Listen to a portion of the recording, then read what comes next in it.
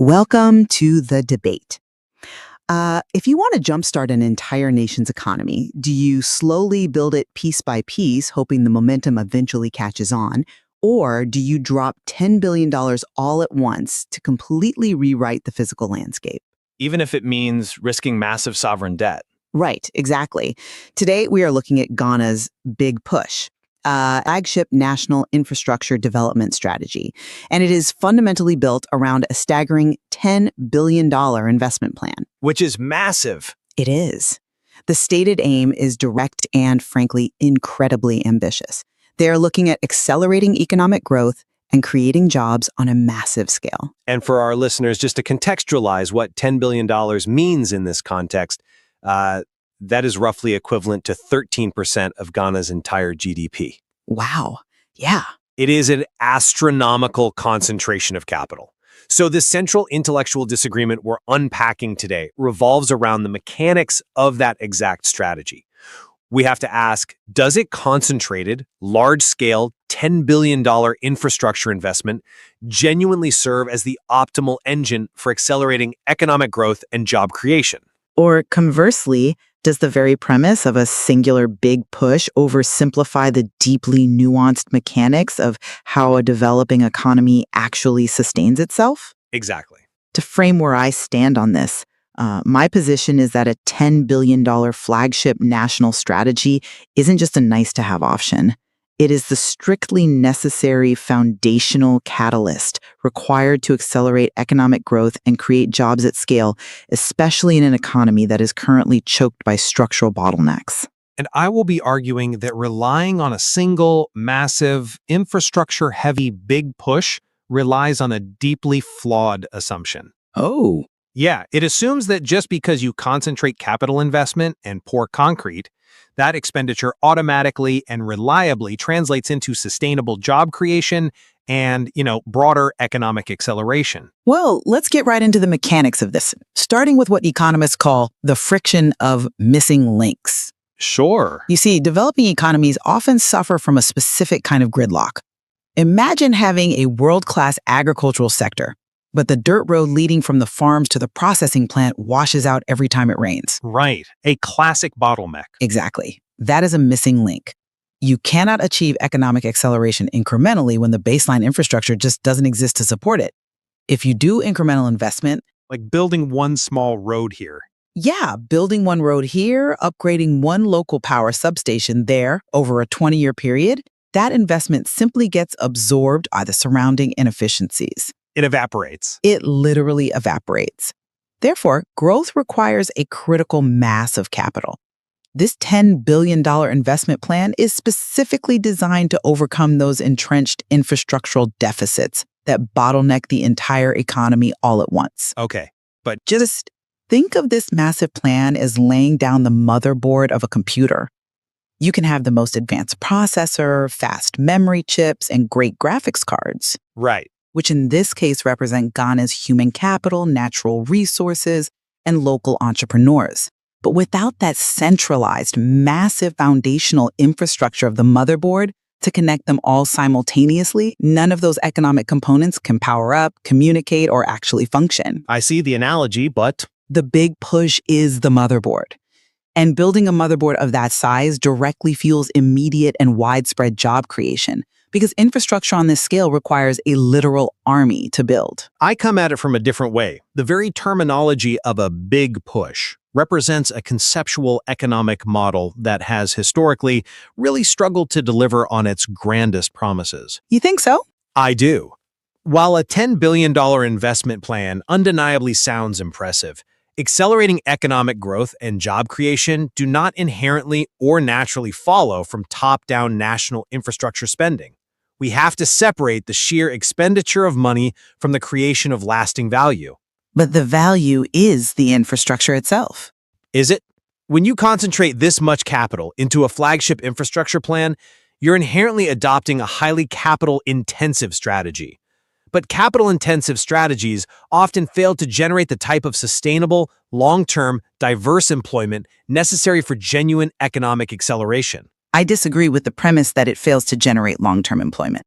We'll look at it this way. What looks like a roaring economic engine is often just a temporary influx of cash that builds massive concrete monuments, but leaves the underlying economic capacities of the workforce largely unchanged once the ribbon is cut. I think that's a bit cynical. It's just historical precedent. The assumption that the motherboard, to use your analogy, magically unlocks growth ignores the reality of maintenance costs, sovereign debt burdens, and the intricate microeconomic incentives that dictate whether businesses will actually utilize that infrastructure efficiently. Let's drill down into that, specifically focusing on its designation as a flagship national strategy. The word national is doing a lot of heavy lifting in the material, and I argue it's exactly why this strategy has the potential to actually succeed where smaller projects fail. How so? When you fragment a $10 billion investment, say, by handing it out to regional authorities or spreading it across a decade of disconnected minor initiatives, you completely dilute its impact. You lose the scale. You lose the multiplier effect. For our listeners, the multiplier effect is that economic phenomenon where every dollar the government spends on a road is supposed to generate $2 or $3 in the private sector because businesses can finally move their goods cheaply. Right. But you only get that multiplier if the network is complete. A unified, nationally directed infrastructure strategy has gravitational pull. It coordinates macroeconomic policy with physical reality. You avoid the trap of building bridges that end halfway across a river. Okay, but You need that massive, centralized coordination to actually change the slope of the curve, to accelerate growth rather than just maintaining a baseline trajectory of slow, frustrating improvement.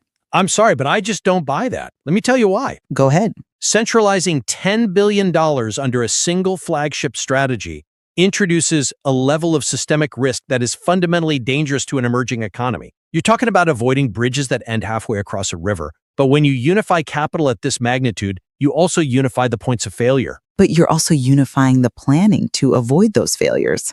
Let's look at the mechanism of that risk. When you centralize $10 billion, you are borrowing heavily against the country's future GDP. If a decentralized, fragmented approach fails in one province, you lose a fraction of your investment.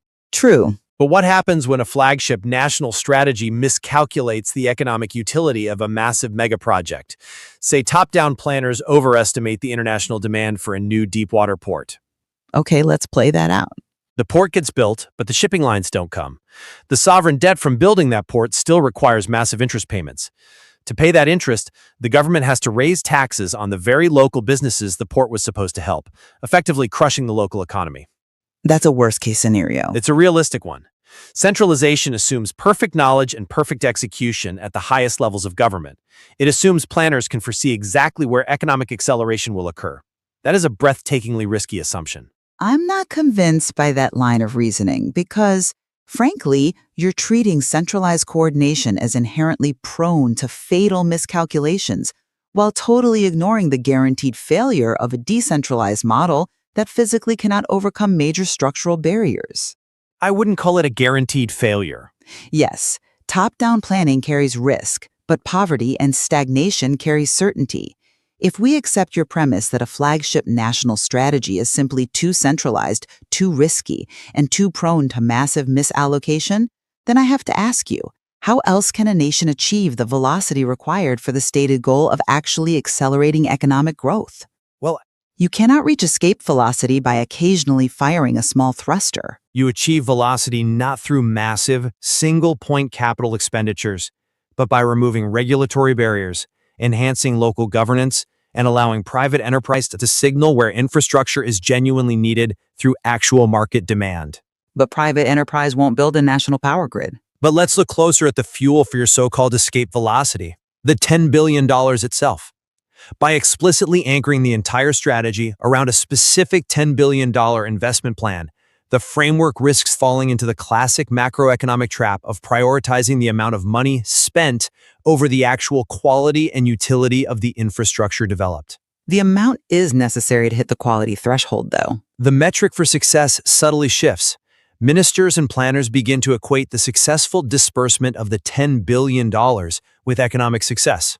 They confuse mere expenditure with actual economic growth. That's a governance issue, not a strategy issue. It's baked into the strategy. It becomes about hitting the spending target to prove the big push is happening, rather than rigorously evaluating if a specific power plant will yield a return on investment that justifies its portion of the budget. I hear you, but Furthermore, let's talk about where that money actually goes. It's a phenomenon known as capital flight. When you spend $10 billion on massive mega projects, a huge percentage of that money often leaves the country immediately to pay foreign engineering firms and import heavy machinery. The local economy only captures a fraction of that investment. I see why you think that, but let me give you a different perspective on the scale of the capital. That $10 billion figure isn't merely a price tag, and it certainly isn't a spending quota to be blindly exhausted just for the sake of PR. It sure acts like one sometimes. It represents a necessary structural threshold. In macroeconomic development, there is a concept of network synergies. A new port is practically useless if the national highways can't handle the freight trucks. Of course. The highways are useless if the freight companies don't have a reliable power grid to run their logistics hubs. If you do not hit the critical threshold of capital required to completely overhaul the power grid, modernize the transport logistics, and upgrade the ports all at the same time, the economy cannot undergo a fundamental shift. That assumes you can successfully do all of that at once. The sheer scale of the $10 billion investment is precisely what guarantees the acceleration of the economy, because it is finally enough capital to overwhelm the friction that has historically held growth back. It allows all those infrastructure components to come online simultaneously and support one another. But I need you to seriously consider the inverse of that argument. You're saying the scale guarantees success because it builds a complete network. But I want you to consider scenarios where massive infrastructure investments act as a literal anchor, a drag on an economy rather than an accelerator. An anchor? Yes. If size and scale are the guarantees of success, how do we account for the numerous historical examples of massive national infrastructure plans in emerging economies that resulted in white elephants? Well, sure. There are examples of bad planning. We've seen massive, gleaming airports that see one flight a day, or multi-lane highways that transport nothing but the occasional local farmer. The $10 billion doesn't just vanish if the strategy fails. It crystallizes into sovereign debt. Right, the debt remains. If the completed infrastructure does not organically trigger the massive surge in economic activity you are promising, the nation is still on the hook to service that debt for generations. Doesn't the very existence of these historical white elephants explicitly question your premise that a $10 billion price tag guarantees success purely by virtue of its massive size? That is a fair challenge regarding sovereign debt, and white elephants are a real historical phenomenon. But that leads us perfectly into the strategy's other explicit dual mandate. The big push isn't just about accelerating economic growth in the abstract. It is fundamentally about the tangible goal of job creation. Okay, let's talk about jobs. And here is where the scale of the investment is unequivocally beneficial and captures value locally, countering your point about capital flight. An infrastructure development strategy of this $10 billion magnitude inherently requires a massive deployment of human labor. We are talking about millions of man-hours. Temporary man-hours. Moving earth, pouring concrete, welding steel, laying foundational grids, these are fundamentally labor-intensive activities. The $10 billion investment is quite literally a direct pipeline to job creation, because you cannot build a national infrastructure grid of this size without hiring an absolute army of local workers. Well, It injects capital directly into the pockets of the working class immediately, creating a localized economic boom as those workers spend their wages in their communities. that's a compelling argument. But have you considered the crucial distinction between temporary labor and sustainable employment? It kicks off the cycle? And frankly, we need to challenge the premise of your army of workers. You mentioned laying foundational grids and building massive structural elements. In the modern era, mega infrastructure is highly mechanized. It still requires manpower. Laying fiber optic cables or building deep water ports doesn't require an army of men with shovels. It requires a small team of highly specialized technicians operating imported heavy machinery. So the mass employment narrative is often vastly overstated. I wouldn't say vastly overstated. It takes thousands of people. But even if we grant that it creates a boom in construction jobs, what happens on the day the concrete dries? What happens when the ribbon is cut, the politicians take their photos, and the heavy machinery rolls away? The economy takes over. That massive engine of job creation suddenly grinds to a devastating halt. The laborers are laid off. A purely capital-intensive infrastructure strategy creates a massive boom and bust cycle for the working class. It might accelerate economic activity temporarily during the construction phase, but it utterly fails to sustain it. But that's just the primary phase. You have trained 50,000 people to lay rebar, but you haven't created a diversified, resilient economy that needs them once the bridge is finished. The job creation is a sugar rush, not a sustained metabolic shift in the labor market. That's an interesting point, though I would frame it differently. You're looking only at the primary jobs, the people holding the tools and operating the cranes during phase one. Which is where the bulk of the $10 billion goes. Right, but the genius of the big push is that the infrastructure itself, once completed, creates the permanent structural environment for secondary and tertiary job creation across the entire wider economy. Let's trace the mechanism of that. Let's trace it. Let's say the construction jobs end. But now, because that transnational highway actually exists, a farming cooperative in the rural north can suddenly transport their produce to the coastal ports in 4 hours instead of 2 days. Okay. Their spoilage rate plummets. Because their goods survive the trip, their profit margins soar.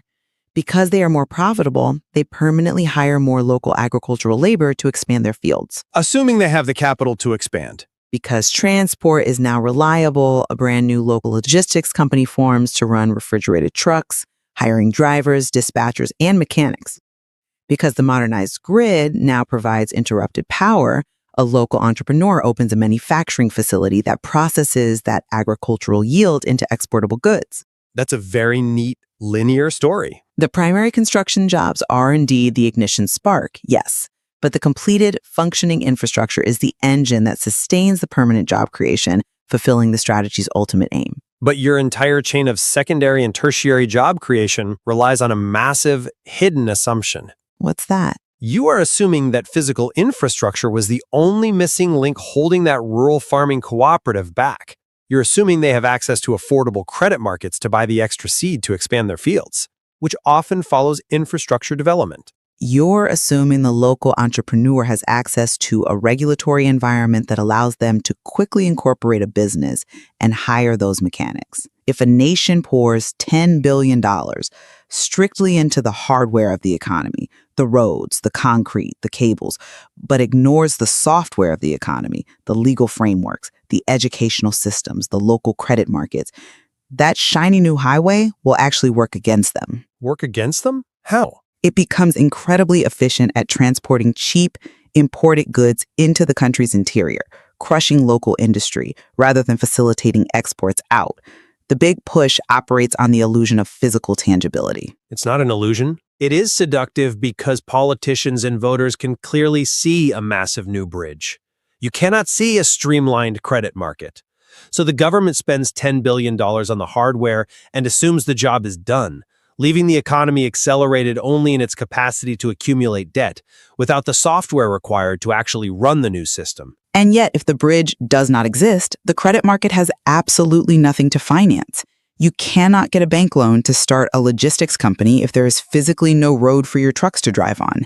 The physical tangibility isn't an illusion. It is the fundamental prerequisite of physical economic reality. You can't run software without a motherboard. It is a prerequisite, yes. I don't disagree there.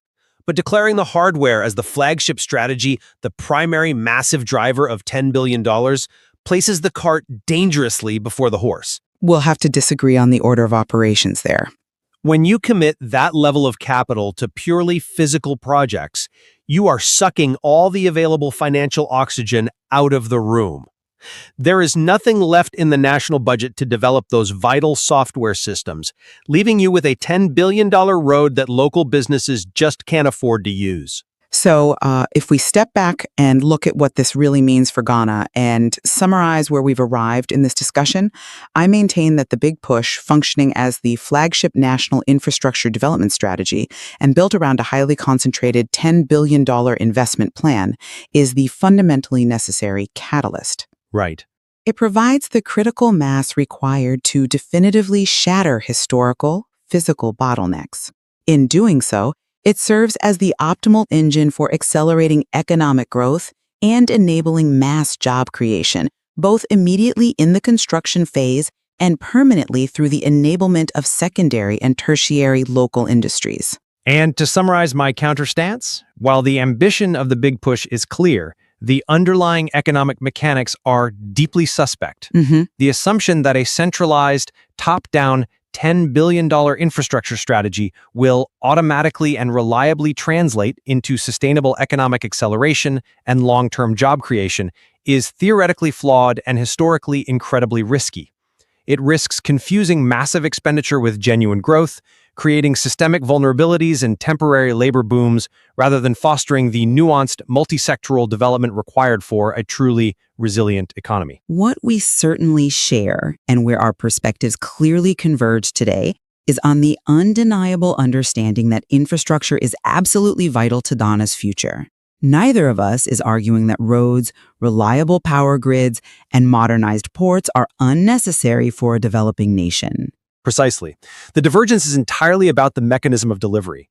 We have an ongoing fundamental disagreement over whether a highly concentrated, top-down, $10 billion singular Big Push is the correct, safest, and most effective mechanism to actually achieve those vital goals without introducing catastrophic sovereign risk. National economic development strategies are incredibly complex systems of cause and effect, examining both the grand, intended outcomes like widespread job creation and economic velocity, alongside the profound structural risks of a centralized mega investment plan, is absolutely essential for anyone trying to deeply understand the material we've discussed today. There is always more to explore when peeling back the layers of macroeconomic policy.